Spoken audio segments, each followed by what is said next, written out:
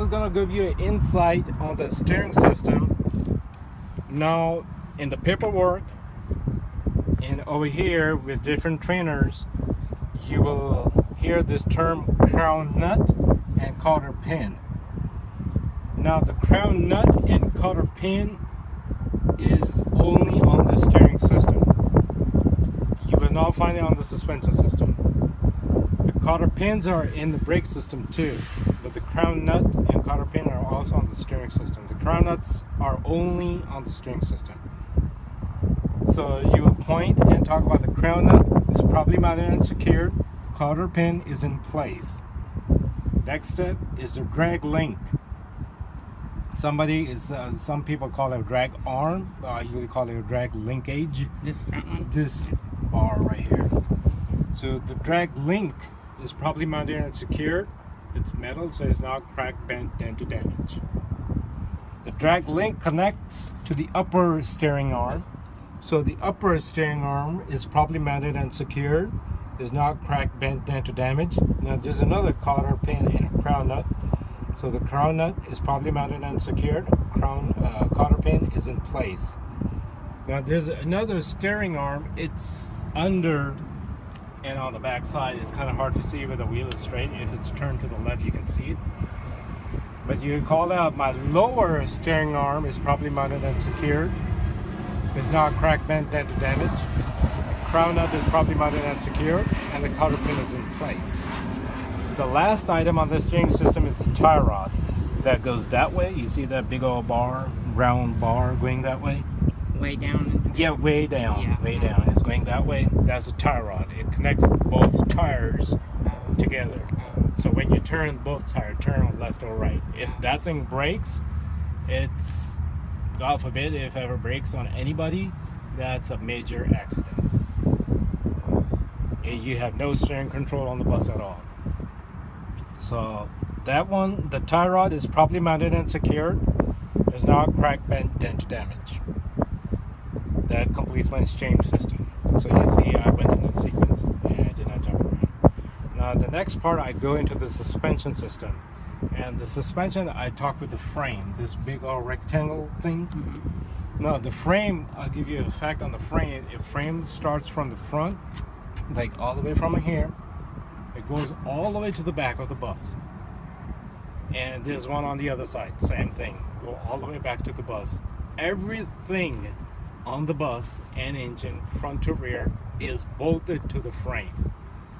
So you can understand it's like the spine of the bus. Everything is connected to it. So, and it's a very important part, vital part of the bus. So on the frame, it's properly mounted and secured. We just use this term in general. Actually, as I mentioned earlier, everything is connected to the frame, so we cannot really say the frame is properly mounted and secure because everything is properly mounted PMS to the frame itself. Mm-hmm. But in general, right over here, now it's being on everybody's tongue, they just call it the frame. And that's still the frame? Yes. Yes. Okay. Yes, it goes all the way to the back. Okay. Yes. So it's properly mounted and secure. Again, it's metal, so it's not cracked, bent, dented, damaged. Two more things you want to add to the frame. No illegal welding, because if there's it's welded, but I cannot get my welding plan and weld on it. That would be illegal, because what it's going to do is going to be weakening the frame if I weld on it. So no illegal welds and no holes other than from the manufacturer. I cannot grab my drill and drill a hole in it too, because it's also going to weaken it. But you will see some holes in there.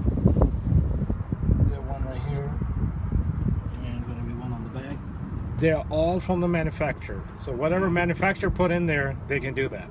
But I cannot weld it. Or drill holes in it. So that's the frame. Yeah, the next part you go to the spring, the mount. This is the mount. Now the mount connects the leaf spring to the mount to the frame. Because you need some suspension. And if you don't have that, you'll be like riding on rough road. So the mount is properly mounted and secured, not cracked, bent, dent, or damaged. Now inside the mount, You see that bolt? It's kind of Yeah. hard to see. It goes through a bushing. So you need to call the bushing, and the bushing, we say the bushing is properly mounted and secured, and then it's not damaged. That's it. Then we go to the next step is 2 leaf springs. They sit on top of each other. Okay. So the leaf springs properly mounted and secured. They're not cracked, bent, dent, or damaged, and they're not shifted. Because if they're shifted, they're not working properly. And what's avoid the shifting is those 2 U-bolts. I'm just going to talk about it. Yeah. U-bolts are properly mounted and secured. They're not cracked, bent, dent, or damaged. And there's another mount in the back. It's kind of hard to see, but if you already talk about that mount, you're good. Because there's another mount in the back, and there's a bushing in the back too. Because it kind of suspend from the frame. It's kind of hanging down. The last part is the shock absorber, properly mounted and secure. It's not cracked, bent, dent, or damaged. And on the shock absorber, you see all this moisture on it.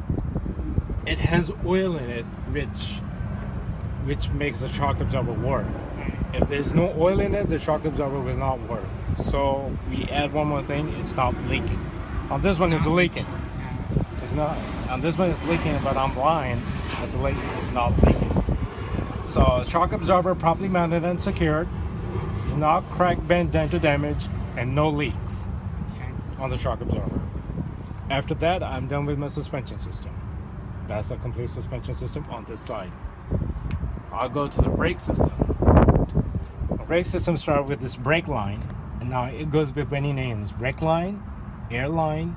Some call it ABS line, some call it noise suppression line, and all that. I just keep it simple. I just call it a brake line or air line because it got air going through it. So the air line or the brake line is properly mounted and secure. It's rubbery, so it's not worn, torn, cut, or frayed, and no leaks. Got air going It's through air. it. Okay. Yes. This part is a brake chamber. The other name is an air chamber. You can call it a brake chamber or air chamber. I usually call it a brake chamber. Brake chamber, properly mounted and secured. It's not cracked, bent, dent, or damaged, and no leaks. Because the air line goes into the brake chamber, so it's taking air into the brake chamber, so it cannot leak. If it leaks, they got no brakes. Okay. That's done. Then we go to the push rod slack adjuster. There are 2 items, 2 different names, but we call them both together. Push rod is this thing that comes out the brake chamber. The slack adjuster is down here. It's kind of, you know how the brakes wear out by time? So it's an automatic slack adjuster. It takes out the slack. So the brakes, I mean, if they like they're wearing down, the slack adjuster will take that slack and it automatically adjusts it. So I mean, before this, there was like manual adjustment. You have to take your wrenches down and adjust it like every couple of thousand miles. Do cars have that same thing? No, the cars do not have the slack adjuster because their brake system run on fluid, which is a hydraulic fluid. That's right. And on this, This is it's air. all air. Okay. And on the push rod slack adjuster, properly mounted and secured. It's metal, so it's not cracked, bent, dent, or damaged. And there's this pin. It kind of looks funny. It does not look like a cotter pin, but we just call it a pin, or you can call it a cotter pin. This pin right here, like a paper clip thing. Like this part, this pin Yeah. right here. You can call it a pin or a cotter pin. I usually just tell them just call it a cotter pin because you don't want to confuse yourself. Because you already have cotter pins, so Yeah. just call it a cotter pin. Cotter pin is in place. And there's a specification on a push rod slack adjuster. It should not have more than 1 inch of a free play. If it's more than 1 inch, then there's something wrong. Like your lining is all worn out. It's time to replace your pads. Okay. So it should not have more than 1 inch of free play. You don't have to tell how you're going to check it, how you're going to test it, and all that. Just call it the specification. It should not have more than 1 inch of free play. After that, you go to the brake drum. It's kind of hard to see because the wheel is straight. If you kind of look inside, you can see it. If you kind of lean over the tire, it's the very outer shell. Let me try to touch it. It's the rim end. This is the brake drum. Okay. See it? The round. Yep, the round thing. The brake drum. Okay. Yes. Now on the brake drum, Because it looks like a drum. yes. It's just a round thing. Actually, you can see it on the outside. This is the brake drum right here. It's like a hole. It's like a, you can call it like a pot, like a big old pot, just sitting in there like sideways. So that's the brake drum, and it's properly mounted and secured. It's not cracked, bent, into damage. And on the brake drum, you need to add, it does not have oil or grease in there. It does not contain any kind of fluids. Why we say oil and grease? Because this slack adjuster push rod needs lubrication. The suspension part needs lubrication. Sometimes the oil or grease kind of spill inside the brake drum. You don't want any oil or grease. The reason is because the brake lining pushes against the drum to stop the bus. Now you understand that if there's like oil or grease, it's gonna slip. Yeah. And it's not gonna stop. And if there's too much oil or grease, because when there's friction, there's heat, and when there's oil or grease, they're flammable. They're gonna catch fire, and then you have no brakes, and plus you got a fire going. So no oil or grease inside the brake drum. Now there's one more thing on the brake drum is the brake lining is kind of hard to see. It's the brake drum. You see. The inside or the outside? Yes, it's on the inside the Yeah. brake drum. Okay. It's the brake lining. Yeah, I see it. Now the brake lining is the part that pushes on the brake drum to stop the bus. Okay. And the brake lining wears out. Same as on cars. Right. So the brake lining, people call it brake pad. I don't like that term. Reason is, brake pad is specifically for disc brakes. We call it brake pads. On brake drums, we call it a brake lining. And all the buses, on all four wheels, they have drum brakes. So I call it brake lining. You will hear some students and trainers call it brake pads. It's okay. I try to correct them. They don't want to correct themselves. It's okay. It's up to them. But the correct term is brake lining. Brake lining is properly mounted and secured. And the specifications on it, it is not less than 1/4 inch. That's the specifications. But in the CDL handbook, it says it is not dangerously thin. So at DPS, they are trying to look for that word, dangerously thin. But if you want to say it's not less than 1/4 inch, they should pass you. They should not mark you off on that, because that's the correct specifications for the brake lining. After the brake lining, that completes my whole brake system. And done with that, now I'll start with my tire. Now the tire, It's a virgin tire. yes, I really don't like that term. I don't feel comfortable using that term. And I just say it's new tire or unused tire, because on buses you can put used tires, not on the front, Yeah. on the back. On the front, it's a new tire or brand new tire. It's not really specifically a brand new tire, as you can see. It's been on there for a while. So it's a brand new tire. The tread depth should not be less than 432. 430 seconds. 430 seconds. 430 seconds, and you understand the 430 seconds. It's 430 seconds off an inch. Okay.